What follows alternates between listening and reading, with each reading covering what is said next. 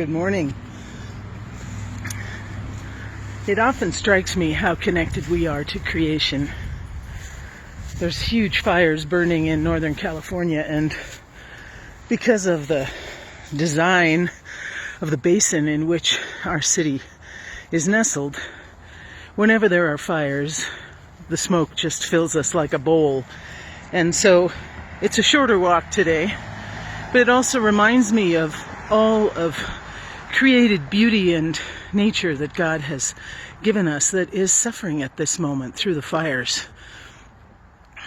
I was watching a wonderful documentary last week, and it was talking about a situation that developed in Delaware. There was a little bird that scientists were studying and were watching the patterns of this bird, the veery. So these veeries would fill the forests of Delaware and nest and have their young, but they weren't regular about it. They couldn't see a pattern, well, only after they watched for a while, but the pattern of the nesting season and the mating season changed every year. So relatively the same, but not always. And so scientists started to track these birds. They caught a few of them, they put GPS markers in their wings, and they were studying what happened to these birds when they left the forest in Delaware.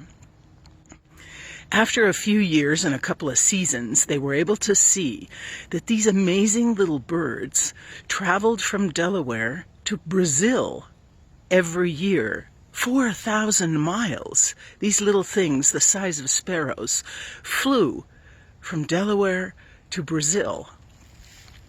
And what they realized is that the pattern of the flight, the pattern and length of the mating season in Delaware, and their flight to Brazil always coincided with hurricane season. These little birds had to migrate over the bays, the oceans, here in the United States, flying to Brazil, and the hurricane season as it came into the Gulf would interrupt their flight patterns. And so they actually adjusted their mating season in Delaware to match hurricane season in the Gulfs so that they could make the flight safely. And after a few years, the scientist that was running this study, he decided to see if there could be a way of predicting the severity of the hurricane based on when these little veeries left Delaware. And that's exactly what he found. That according to the severity of that hurricane, these little birds could predict the severity, then they would leave Delaware earlier. So now scientists are using the flight pattern of this little veery to determine and warn and kind of predict when nasty hurricanes will take place. So humanity learns, benefits, gains wisdom from watching creation and watching patterns. There are people who work in the ER, nurses and techs, who will tell you that whenever there's a full moon, the ER fills up quicker. You might find that you can't sleep as well on the nights of full moons. If you live near the ocean, the tide will often affect your sleep and sometimes your moods and behavior. If we watch the animals around us, the hibernating patterns, the swallows in San Juan Capistrano, the Canadian geese that fill our skies in the fall. Humanity and creation are not so different. God created us from the same stuff.